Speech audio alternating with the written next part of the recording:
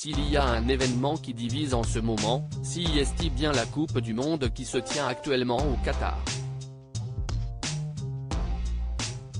Depuis que le petit pays du Moyen-Orient a été désigné, de nombreuses voix s'élèvent pour critiquer ce choix et les conditions de travail des ouvriers sont notamment remises en cause. Dans ce contexte, de nombreuses personnes ont décidé de boycotter la compétition, à l'image de Benjamin Biolay, qui s'en est expliqué sur le plateau de Quotidien. Lorsque Yann Barthès lui demande s'il a pensé à boycotter le mondial, sa réponse est assez inattendue. Alors, je la boycotte de manière très feutrée. Je regarde les matchs, mais je ne regarde pas les panneaux publicitaires, lâche-t-il devant un plateau hilar. Le chanteur de 49 ans prend ensuite au président de la Fédération internationale de football association, FIFA, accusé par beaucoup d'être l'instigateur de cette Coupe du Monde très critiquée. Quand il y a le sempiternel plan sur Gianni Infantino, je ferme les yeux. Ça doit être à la 4e minute tous les matchs.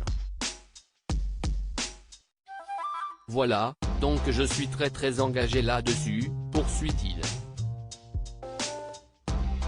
L'interprète de Comment est à peine est ensuite interrogé sur le fameux match à venir de l'équipe de France face à l'Angleterre ce samedi et il poursuit avec ses réponses pleines d'ironie. Je boycotte, mais toujours très feutré, un soft boycott comme on dit, avec beaucoup d'amis qui boycottent avec moi, explique-t-il en rigolant. Un match compliqué à venir face à l'Angleterre pour ce qui est du pronostic de ce match. Benjamin Biolay se mouille et mise sur une victoire de la France par 2-1, mais après prolongation.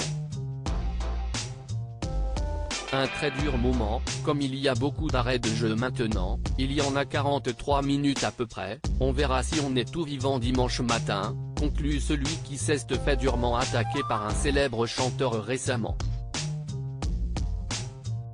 Si certaines personnalités françaises ont fait le choix de boycotter l'événement depuis le début, ce n'est visiblement pas le cas de Benjamin Biolay.